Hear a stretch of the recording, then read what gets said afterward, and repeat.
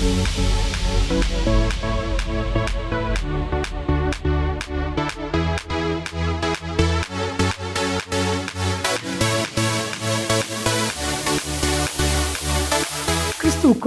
மிகவும் பிரியமானவர்களே, திருமறை தியானம் இந்த நிகழ்ச்சியை நமக்கு வழங்குகிற மதிப்பிற்குரிய டாக்டர் ரெவரண்ட் பால்ராஜ் அதிசயமணி ஐயா மும்பை பட்டணத்தில் மெத்தடிஸ்ட் திருச்சபையினுடைய போதகராய் பணியாற்றி இறைபணியை செய்தவர்கள். கடந்த 40 ஆண்டுகளாக இந்தியாவிலும் உலகத்தின் பல தேசங்களிலும் ஆண்டவருடைய அருள் வார்த்தையை வல்லமையாய் பிரசங்கித்து வருகிறார்கள். திருச்சபைகள், ஊழியர் நிறுவனங்கள், இன்னும் பல பகுதிகளிலே கர்த்தரால் வல்லமையாய் பயன்படுத்தப்பட்டு வருகிறார்கள்.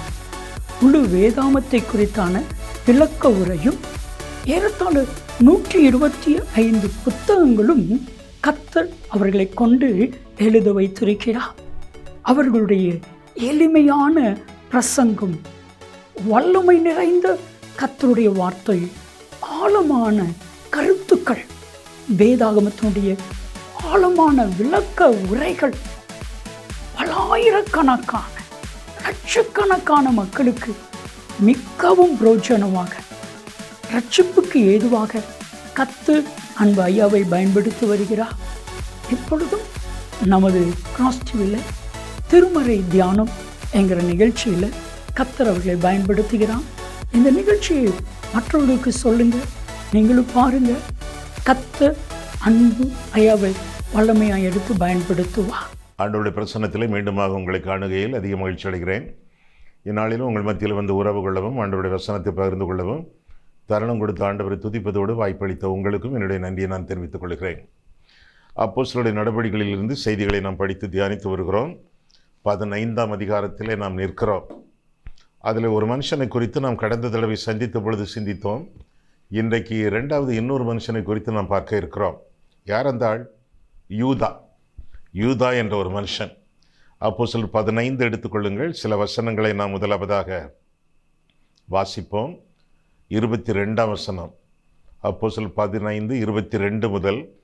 அப்பொழுது தங்களில் சிலரை தெரிந்து கொண்டு பவுலோடும் பர்னபாவோடும் அந்தியோகியாவுக்கு அனுப்புகிறது அப்போஸ்தலருக்கும் மூப்பருக்கும் சபையார் எல்லாருக்கும் நலமாக கண்டது. அவர்கள் யார் என்றால், சகோதரரில் விசேஷித்தவர்களாகிய பர்சபா என்று மறுபேர் கொண்ட யூதாவும் சீலாவுமே என்று பார்க்கிறோம்.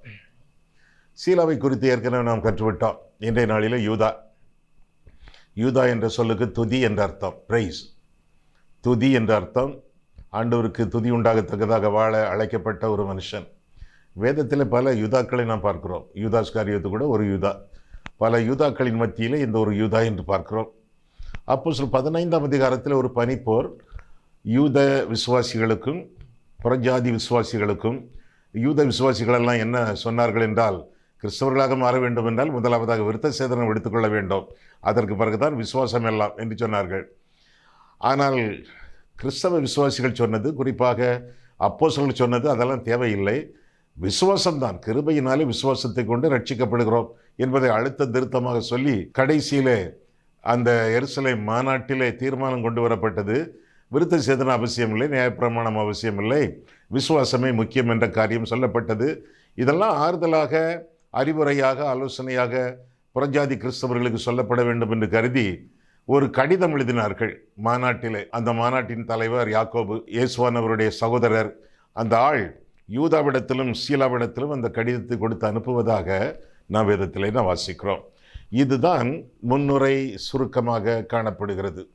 இந்த யூதாவை குறித்து பார்க்கும் பொழுது அவனுக்கு இரட்டை பெயர், 2 பெயர் அங்கே சொல்லப்பட்டிருப்பதாக பார்க்கிறோம். கவனிச்சிங்களா?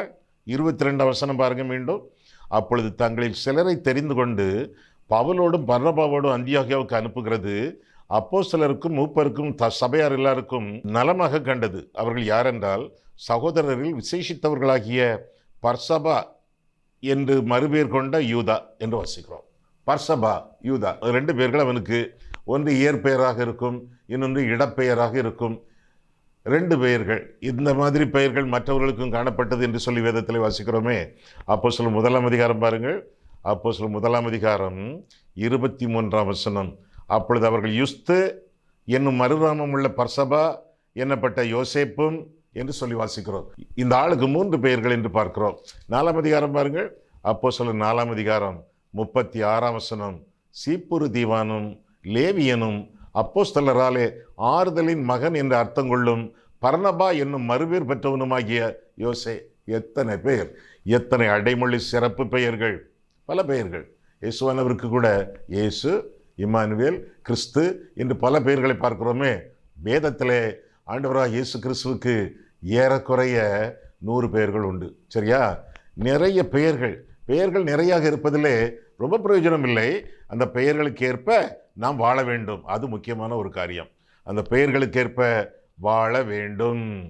இந்த யூதாவை குறித்து பார்க்கும் பொழுது முதலாவதாக இவன் அங்கீகரிக்கப்பட்டவன், முதலாவதாக தேவனால் அங்கீகரிக்கப்பட்டவன்.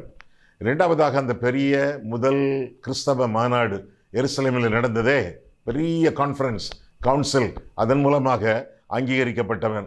மூன்றாவதாக விசுவாசிகள் மூலமாக, ரட்சிக்கப்பட்டவர்கள் மூலமாக, சீஷர்கள் மூலமாக, மூப்பர்கள் மூலமாக, த பாடி ஆஃப் கிரைஸ்ட், கிறிஸ்துவின் சரீரத்தின் மூலமாக அங்கீகரிக்கப்பட்டவன் யூதா என்று சொல்லி நாம் பார்க்கிறோம். முதலாவதாக தேவனால் அங்கீகரிக்கப்பட்டவன், இரண்டாவதாக மாநாட்டால் அங்கீகரிக்கப்பட்டவன், மூன்றாவதாக திருச்சபையால் அங்கீகரிக்கப்பட்டவன் என்று சொல்லி வேதம் நமக்கு கற்றுக் கொடுக்கிறது. ஒரு மனதாக அங்கீகரிக்கப்பட்டவர்களிலே யூதா ஒருவன். அப்போ ஒரு மனதாக அங்கீகரிச்சிருக்காங்களே. எத்தனை மக்கள் இருந்திருப்பாங்க இந்த மாநாட்டில்? நூற்றுக்கணக்கான மக்கள். அதில் 2 பேரை மட்டும்தானே தெரிந்து கொண்டார்கள். ஒருவன் யூதா, இன்னொருவன் சீலா. சீலாவை பற்றி பார்த்து விட்டோம்.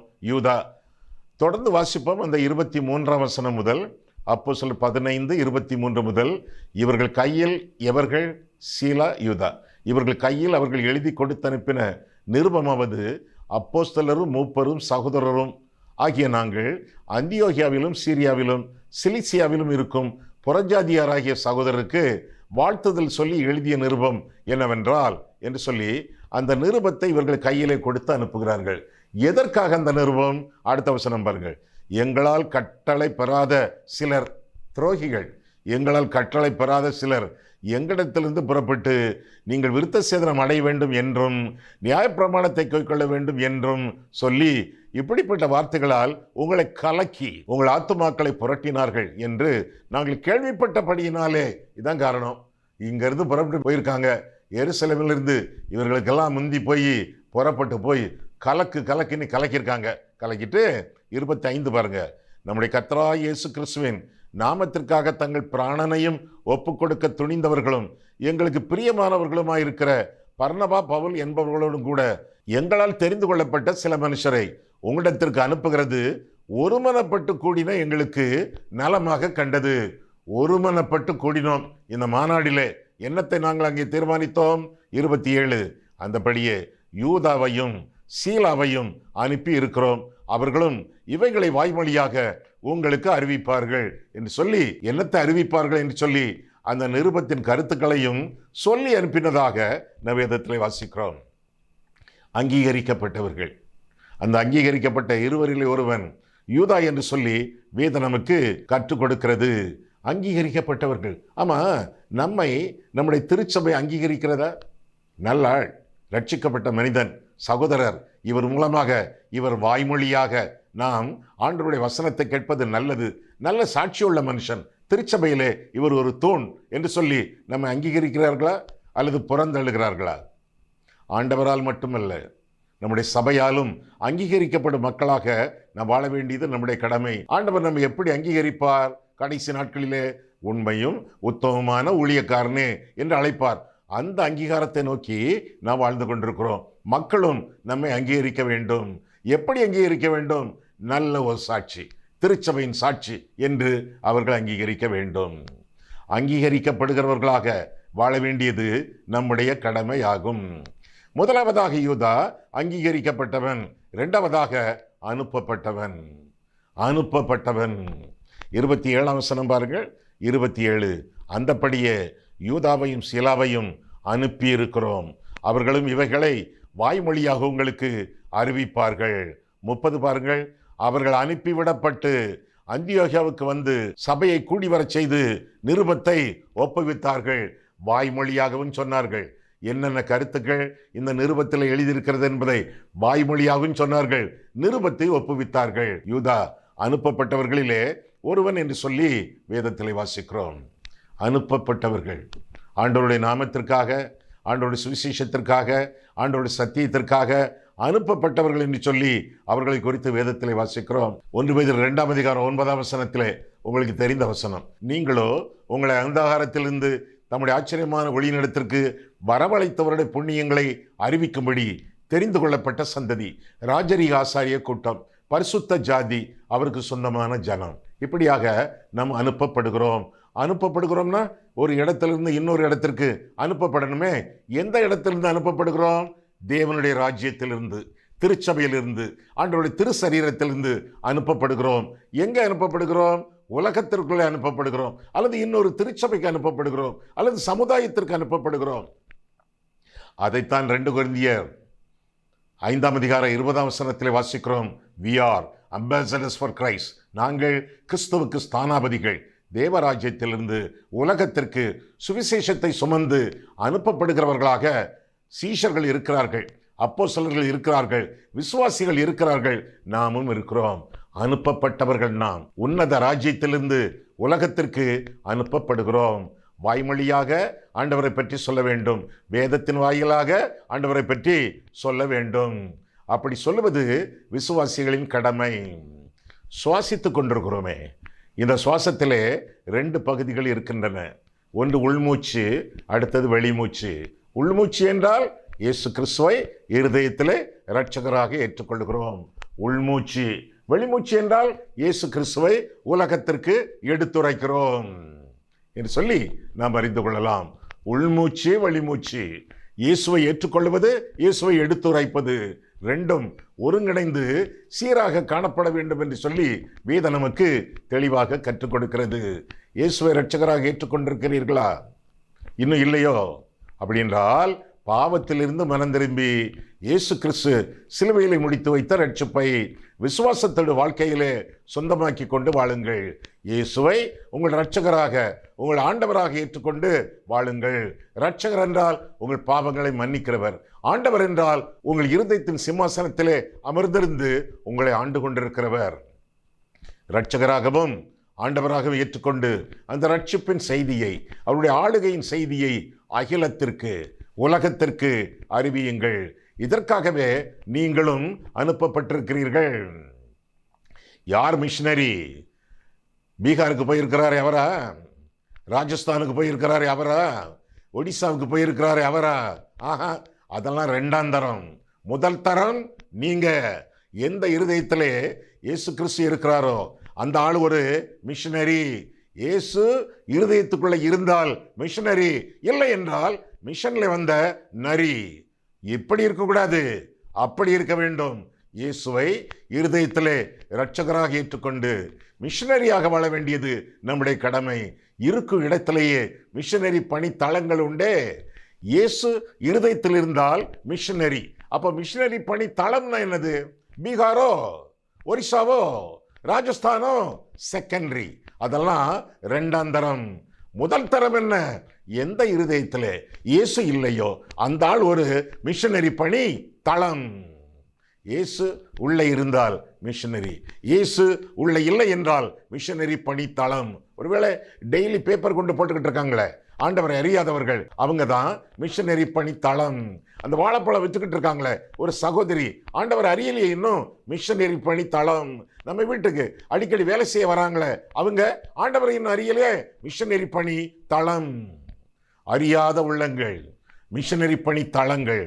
அவர்களுக்கு சொல்ல வேண்டியது நம்முடைய கடமை. ஏன் கடமை?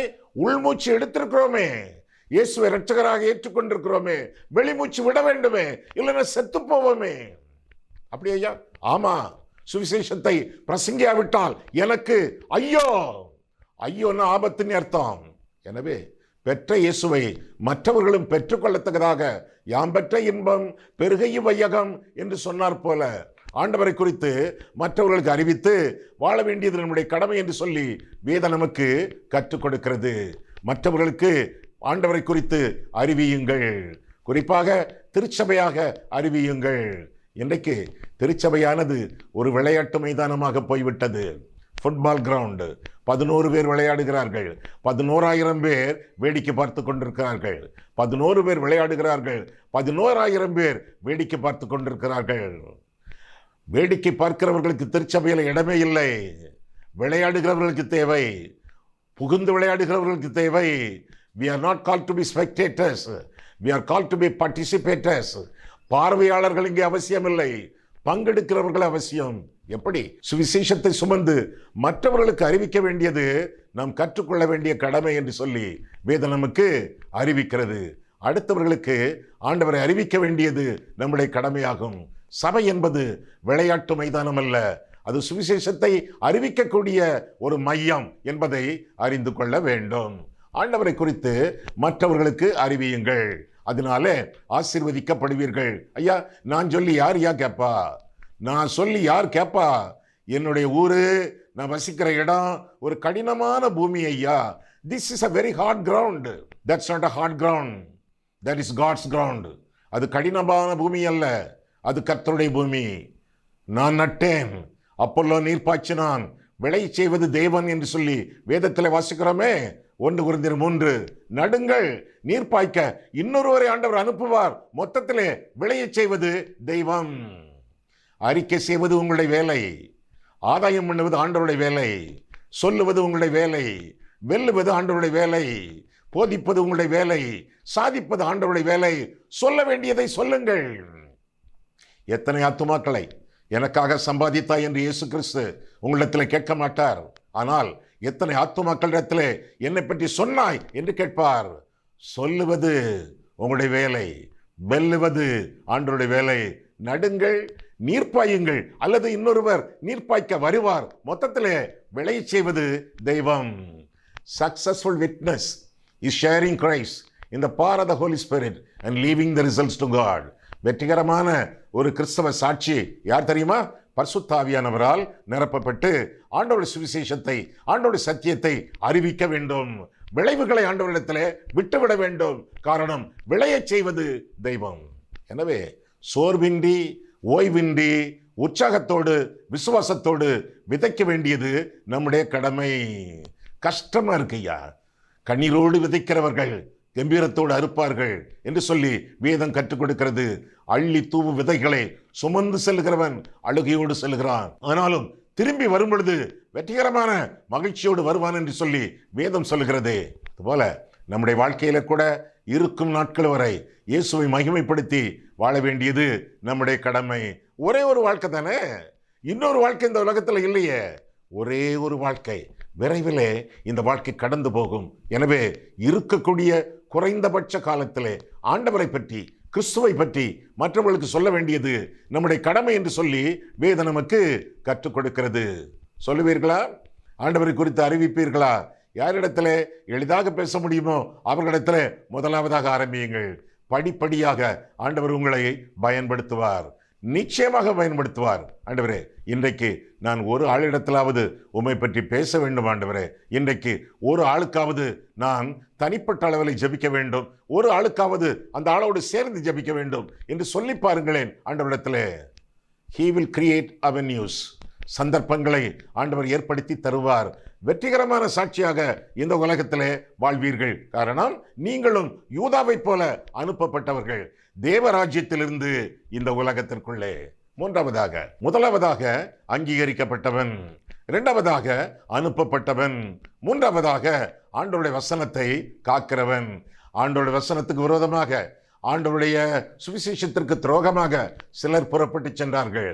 யூதாவும் சீலாவும் புறப்பட்டு செல்வதற்கு முன்பு அவர்கள் ஏழியராக கிளம்பி எருசலேமிலிருந்து அந்தியோகியாவுக்கு வந்து ஜனங்களை புரட்டினார்கள் என்று சொல்லி வேதத்தில் வாசிக்கிறோம். நீங்கள் போங்கள், இந்த வசனத்தை காக்கக்கூடிய அளவிலே வாய்மொழியாகவும் திருமுகத்தின் வாயிலாகவும், திருமுகம்னா கடிதம், திருமுகத்தின் வாயிலாகவும் நிருபத்தின் வாயிலாகவும் சுவிசேஷத்தை அறிவியுங்கள் என்று சொல்லி அவர்களை அனுப்பி விடுவதாக பார்க்கிறோம். அவர்களை வசனத்தை உண்மையாக, உத்தமமாக, காக்கத்தக்கதாக புறப்பட்டு சென்றார்கள் என்று சொல்லி வேதம் நமக்கு கற்றுக் கொடுக்கிறது. வசனத்தை காக்கிறவர்கள். நான் வசனத்தை காக்கிறோமா? வாசிக்கிறோமா? படிக்கிறோமா? மனதில் வைக்கிறோமா? மனதிற்குள்ளே காக்கிறோமா? இந்த மனம் ஒரு ஸ்டோர் ரூம் ஆச்ச. அங்கே நாம் பதுக்கி வைக்கக்கூடிய அளவிலே, சேர்த்து வைக்கக்கூடிய அளவிலே, குவித்து வைக்கக்கூடிய அளவிலே அது ஒரு ஸ்டோர் ரூம் ஆச்சே. எப்படி காத்துக்கொள்ளலாம்? முதலாவது 119 சங்கீதம் 11 வசனத்திலே பார்க்கும் பொழுது, உமக்கு விரோதமாய் நான் பாவம் செய்யாதபடிக்கு உம்முடைய வாக்கை என் இருதயத்திலே வைத்து வைத்தேன். I have stored your word in my heart that I may not commit sin against you. உமக்கு விரோதமாய் நான் பாவம் செய்யாதபடிக்கு உம்முடைய வசனங்களை எல்லாம் ஒவ்வொன்னா மனப்பாடம் பண்ணி ஒரு நாளைக்கு ஒரு வசனம் மனப்பாடம் பண்ணி என் இருதயத்திற்குள்ளே ஸ்டோர் பண்ணி வச்சிருக்கேன், குவித்து வைத்திருக்கிறேன். காத்துக்கொள்ளுங்கள். வசனம் மேன்மையானது, ஆண்டவருடைய நாமத்தை விட அது மேன்மையானது என்று சொல்லி வேதத்தில் என்ன வாசிக்கிறோம்? எங்கே வாசிக்கிறோம்? 138 சங்கீதம் 2 வசனத்திலே நாம் பார்க்கும் பொழுது, உம்முடைய நாமத்தின் சகல பிரசாபத்தை பார்க்கலும் உம்முடைய வேதத்தை நீர் மகிமைப்படுத்தினீர். நாமத்தை விட வேதம் அங்கே முக்கியத்துவமாக சொல்லப்பட்டிருப்பதாக நாம் வேதத்தில் என்ன வாசிக்கிறோம்? ஆண்டவருடைய நாமத்தை விட வேதம். எனவே வேதத்தை மகிமைப்படுத்துங்கள், குவித்து வையுங்கள், காத்து கொள்ளுங்கள். ஏனென்றால் கள்ள போதனைகள் எக்கச்சக்கம். இன்றைக்கு பல கிறிஸ்தவ சேனல்கள், இன்றைக்கு பல கிறிஸ்தவ செய்திகள் யூடியூப்பை குப்பை தொட்டியாகவே ஆக்கிவிட்டன என்று நான் சொல்லுவேன். வசனத்தை காத்து கொள்ளுங்கள், முறைப்படி பேணுங்கள், தெரியாததை மற்றவர்களிடத்தில் கேளுங்கள், மற்றவர்களை குழப்பாதிருங்கள், இடரல்களாக போதிக்காதிருங்கள், அரைவேக்காடு கால்வேக்காடு போல போதிக்காதிருங்கள். உங்களுக்கு கட்டளையிட்டு சொல்லுகிறேன், சாபத்தீடாக நீங்கள் மாறுவீர்கள். வசனத்தை காத்து கொள்ளுங்கள். பலவிதமான தீய போதனைகளுக்கு உங்களை காத்துக்கொண்டு மற்றவர்களையும் காத்துக் கொள்ளுங்கள். எப்படி ஐயா தீய போதனைகள் என்று சொன்னீர்களே? கள்ள போதனைகள்.